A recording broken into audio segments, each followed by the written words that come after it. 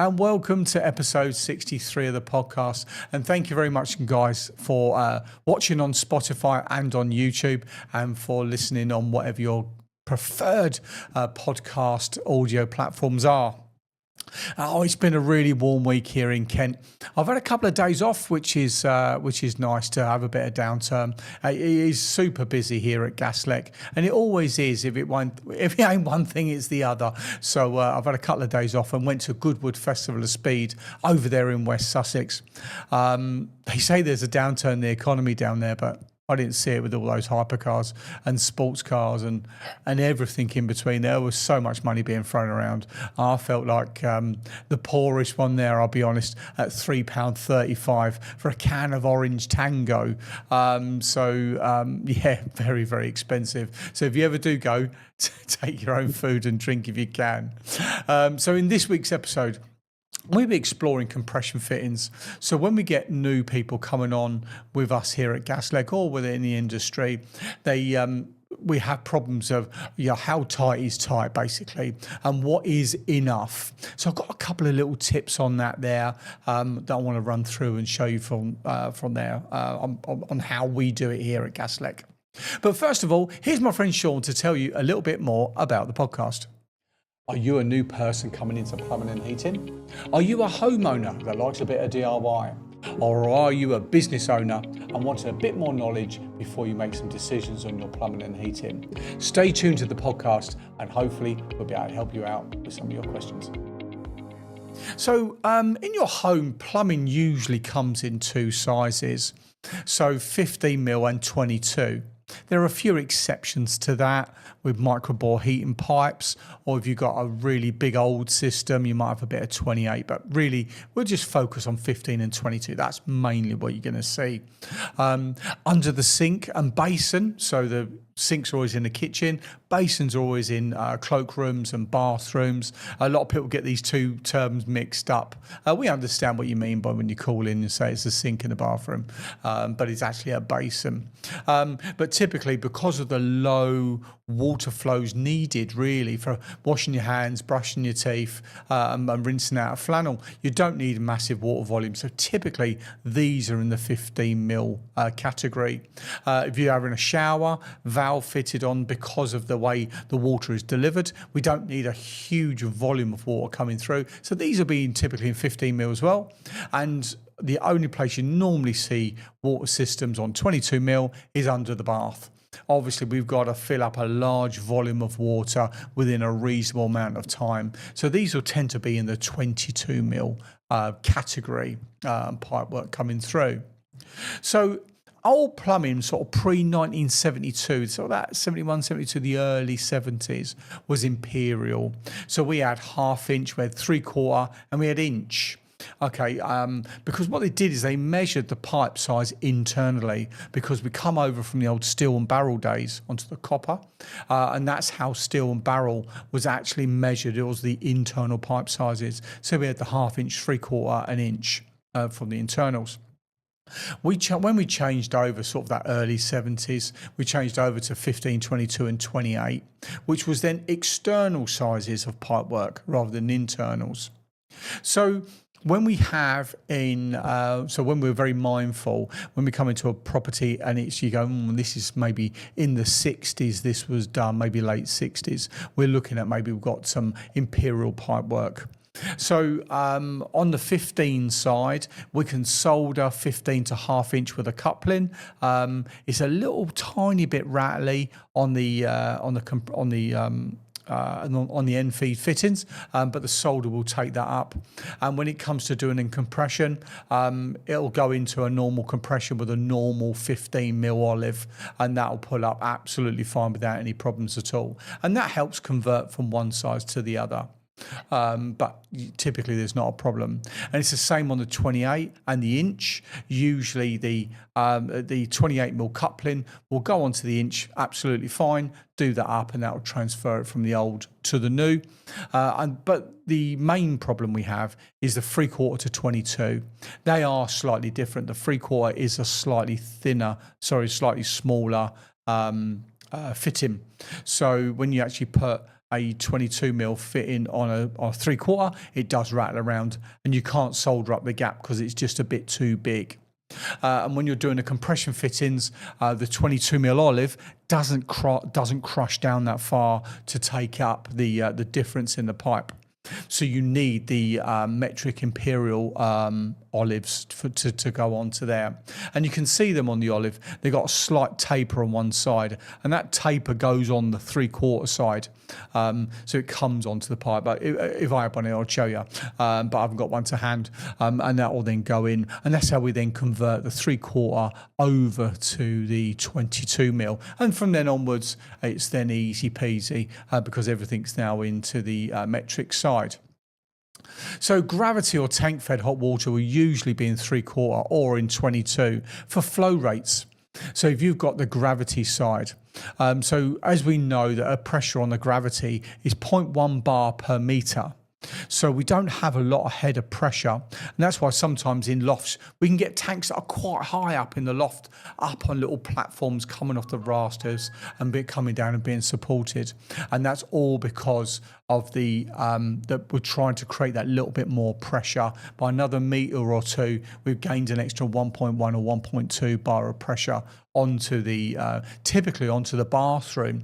So if we've got a shower, obviously if we raise the shower head up, we are then losing pressure because we're raising it up, and on the bath taps it's coming through. Obviously if you do have a pump on that and it's pumped, the pressure will be a lot higher, but generally you have bigger pipes coming from your gravity system to give you more flow because there's less pressure there. So how tight should a compression fitting be? So I've been doing a bit of looking up. We don't really sort of look this stuff up on what we call the small stuff, really. You sort of just do it by hand. So I looked it up on the internet, doing a bit of research for the podcast, and they said 15mm around 40 Newton meters and 22mm around 45 to 50 meters, or about 1 turn of the nut from hand tight. So I've got some bits here. We're going to give it a little go on the podcast. So where are we? So we are. We've got a little nut and we've got an olive onto there. So that's lovely. So we're going to pop that in and we're going to do that up. So one thing I want to go through actually before we get that nipped up is paste. So what we do here onto this paste is that this stuff here, I've just got this out of the van, JetBlue, basically it's a non-setting paste. So some of the early pastes would actually go rock hard, and if there's any movement in it, it will crack and then water would start to leak. This is, I'm not quite sure what the material is into it, whatever it is, but it is, it confirms to BS EM 571, which we all know what that is. That's for gas installations. It's also suitable for portable water and all the different materials that you can work with. So basically, it means that you could eat it and it's not going to cause you any harm. It won't be a great idea just scooping it in. I don't think it's going to taste that nice. I must admit, by accident, I have taken a little on board. But if you're working in somebody's house and some of this did enter the water system, and I'll show you how it could do, it's not going to be the end of the world. The biggest problem is this stuff gets caught up in the filters or the outlets of the tap, and because it's almost like a greasy substance, it can block up and sit there. So that's probably the biggest pain in the bum with this stuff. But what's really important, that if we've got this nut and olive here, what I'll do is we'll just put a thin little layer around the olive. Okay, really important to do that. Probably the biggest killer of work clothing, this stuff, because people go, oh, I've got a bit on my finger, straight down the shirt, and it doesn't really wash off because of the very nature of it.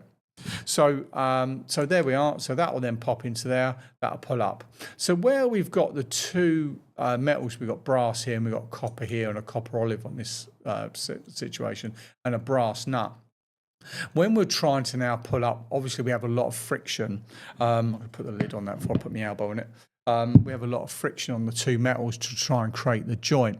So what we do is we put this material on, and then that helps lubricate the joint and pull it all up together. So if you can imagine, if we now put too much of this on, it will now go into the fitting. And when it goes into the fitting, that's then when it can enter the water. So some of this stuff here does come with a brush. Downside with that, it's really easy to put on miles more than you actually need. So probably that there, be honest, is a bit too much because all we're doing is lubricating the joint. It does create a tiny bit of resistance for leakage as well. So we've got that little joint made up there. So but then what they say is from hand tight, which we are about there, they say potentially 1 turn. So I'm going to mark this, and I haven't done this before. So we're going to mark, so that's about hand tight for there. And I'm going to put a little mark on the nut with a pencil just to there and down the body. So hopefully the theory works. So I've got a little pencil mark there. I don't know if you can see it on the camera. So we'll give this a little nip up to here. And then we'll get the adjustable spanner. And we'll turn that on. And then we'll bring that round. So I'm not the strongest of people. And I'd say that was absolutely bob on for tightness. And that has rotated half of a turn. Yeah, about half. So there to there, half a turn, maybe a whisker over. And that is enough. And I think if you carried on doing it any tighter than that on a bit of 15 on a domestic setting, that would be too much. Okay, they say 40 Newton meters. Okay, this here is set to 22.5, and this is my we use this a lot in air conditioning, my torque spanner. So 22.5 Newton meters, and it's still turning. See, personally, I think this is far too tight, far too tight. And it's coming round, and it ain't even clicked yet. It's still going, still going. Still going. That's just clicked out. And so then we look at them pencil marks. I think that's just gone round a turn and a quarter. So if you did set that to, I think it's Lawson's copper recommend 40 Newton meters for 15 mil copper. I think that is, and there's actually a bit of temperature in that. If I hold that there, I can feel the heat into that where it's been pulled up so tight. So that's a turn and a quarter. We only done it half a turn, and from my experience of all these years, that was more than enough on 15 mil. So let's just take that apart.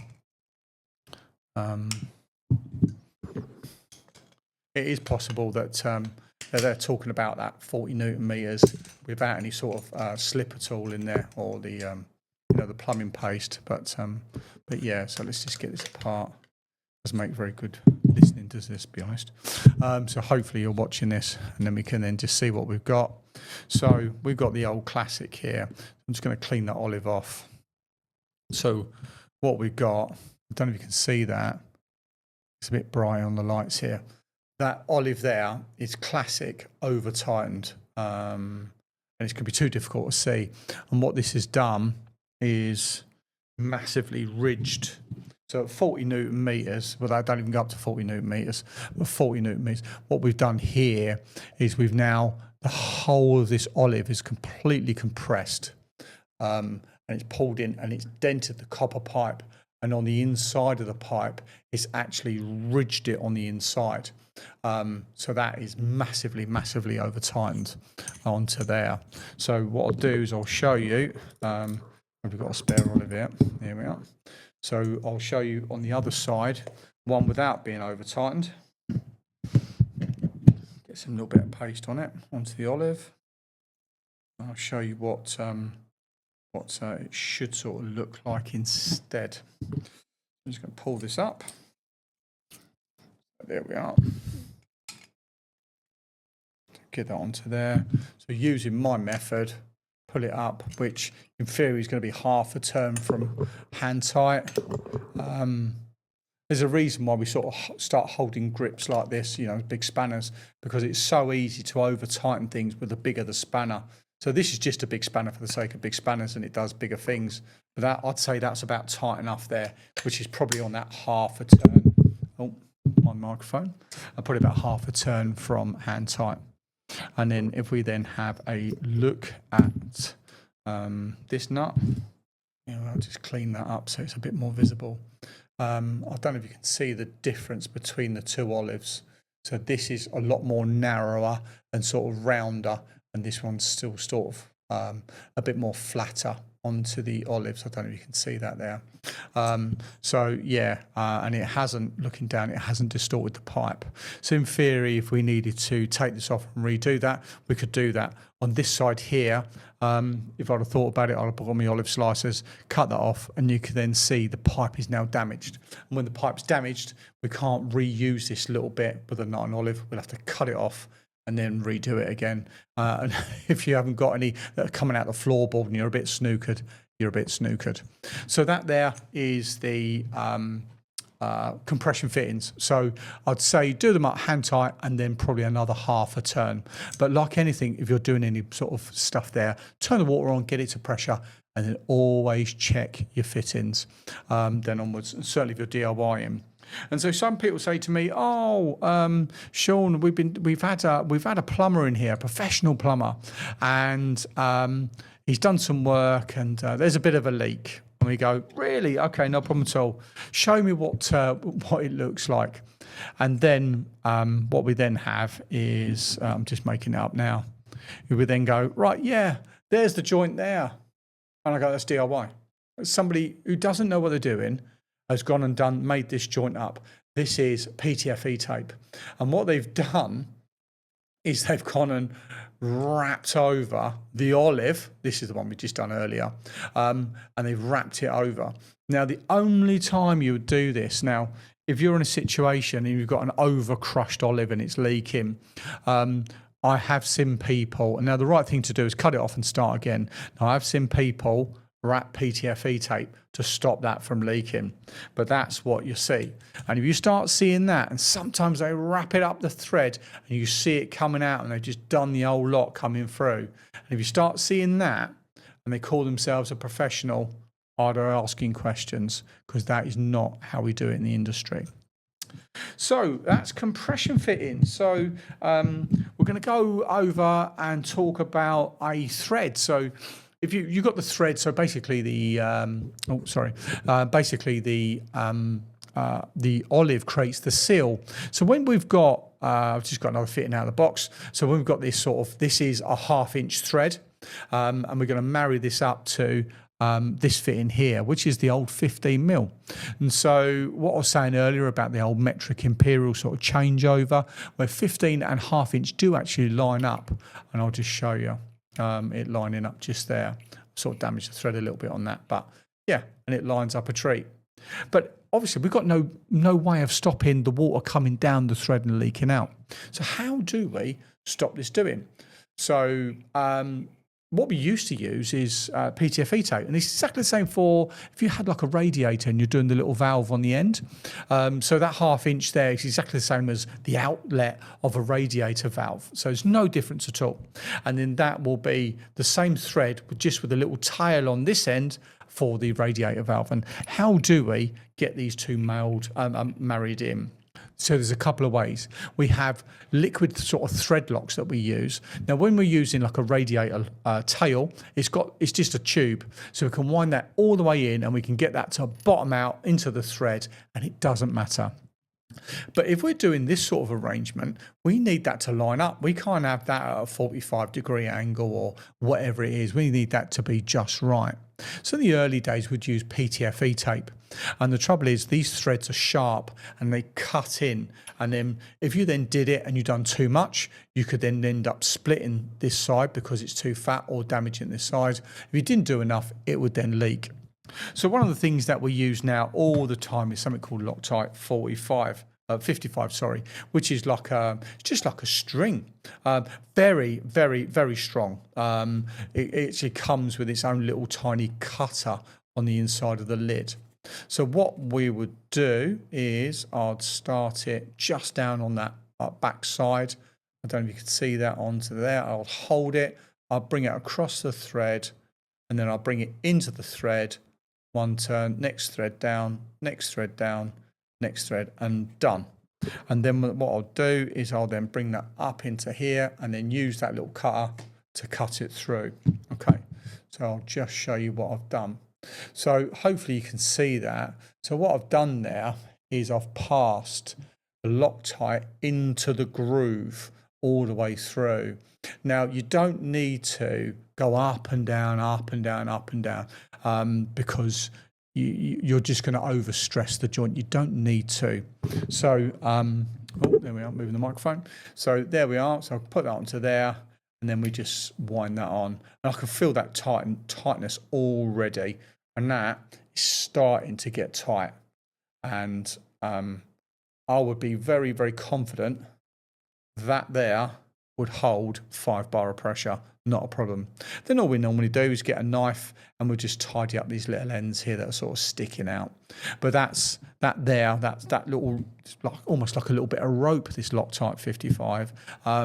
Very good bit of stuff. It's not that cheap, but yeah, then that just winds in. But it doesn't sort of, if we sort of take this apart, nice and tight, we then take this apart.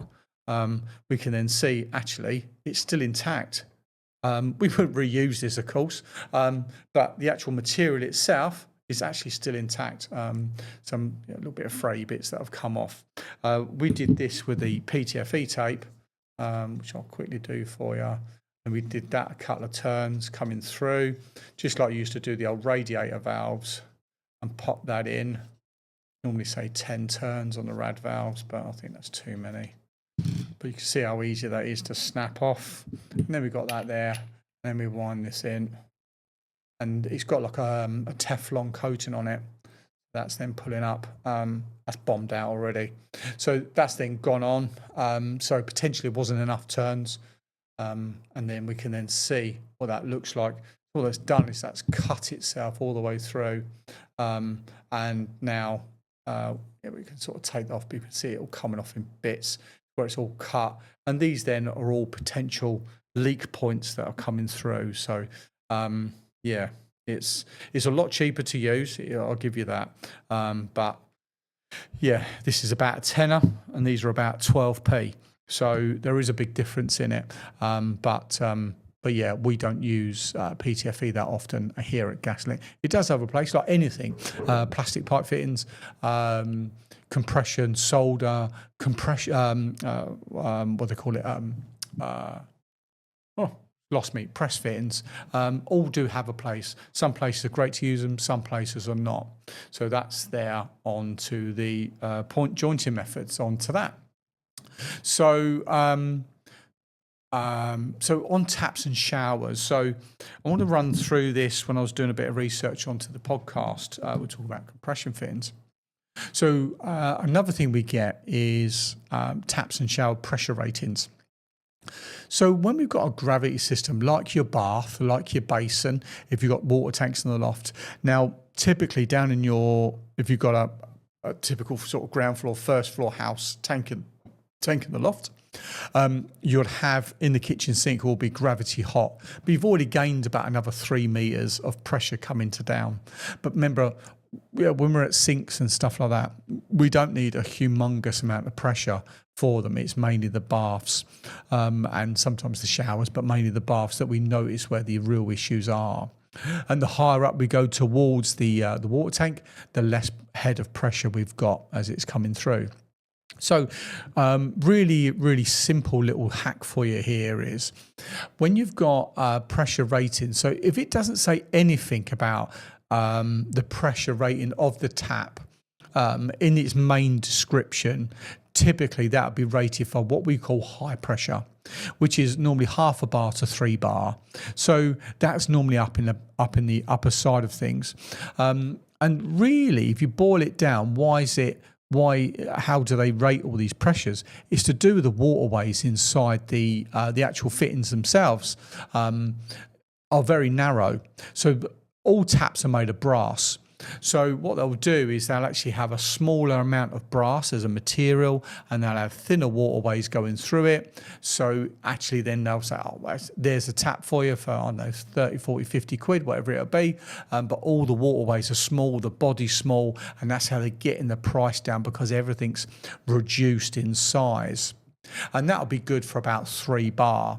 But when we've got gravity systems, we then start to struggle with the water flow. So now we're going to start mentioning low pressure. And then generally, the bodies of low pressure you'll see are slightly bigger. And they're bigger because they've got bigger holes in it for the water to flow through, which usually means they're a bit more expensive because there's a bit more brass and material that is needed to make the fitting, obviously. And these will normally be rated for about half a bar downwards. But remember what we said about water pressure being 0.1 bar per metre. Well, that's 5 metres. That's a long way from the tap outlet to the bottom of the water tank, 5 metres. That's quite a lot. So typically, if you've got a gravity water system, you're going to need low pressure water taps. You're going to need a low pressure shower if you don't have a pump, and you're going to need a low pressure bath taps as well, as just to help it. And of course, then if you've got a kitchen sink and you're in a bungalow, so you've got a bit of you don't have that advantage of that another floor to walk down to for that head of pressure, another sort of 3.5 meters. If you don't have that extra, then you need a low pressure kitchen tap as well for your hot to come through. Now on the cold main side, it'll be coming from the street, anything from a bar to 3 bar, so you won't have any problems on that side. So just to add, just while I was just thinking about it, we did have a job the other week that come in, and the customer was having issues with the hot water coming out of the kitchen tap. And basically they didn't have a non-return valve on the gravity hot with the cold mains, and they had a mixer tap. So on the cheap mixer taps, when they come in, instead of them blending up into the tube, they were blended actually into the body of the tap. So when you had the hot on and then the cold on at the same time, because the tap neck itself come up was quite small, it then the excessive pressure, instead of coming out the end of the tap, was then fighting down to the tap and beating the hot back. So they say, oh, we got really, really hot water, or we got nothing at all, it's all cold, because the hot is being beaten back. So what we need to do is have a non-return valve to stop the cold mains going back into the hot. That may not stop this issue where you've got hot water then cold water, but what they'll do is that'll stop the cold mains going back into the cylinder, and it goes into the cylinder, forces the hot water back out because it's going backwards up into the tank, and then starts filling the tank up with the cold water from the cold mains, which isn't the end of the world. But what I'll do, if you've got an extended period that you're running the tap, it'll run the water level up, get to the overflow. Hopefully it's all connected and there's no problems with it. Then it'll start overflowing and coming out. So that's a bit of a downside. If you've got this mishmash of water pressures, then we need to start bringing down the. If we've got a mismatch of pressures, then we need to fit a non-return valve onto the hot to stop it affecting anywhere else. So yeah, what we've been up to. So last week was quite a busy one for the team. So we had a really nice mix across the board, really. We had some air conditioning installations and some servicing and repairs. We had a boiler installation. We had some boiler repairs and leaks. So a nice sort of cross-section varied of business last week. Next week we had a 3-day job that has moved. The customer's got an appointment, so that's sort of shifted over. So we've got a bit of availability in the diary at the moment of recording this on the Sunday, which I'm sure won't be there for very, very long. We got a new starter, Kelly, starting on Monday, which will be obviously yesterday when you start listening to this, if not a little bit later on, which is going to be absolutely great. It's bringing another admin person onto the team. So yeah, super excited about her role and getting that fulfilled.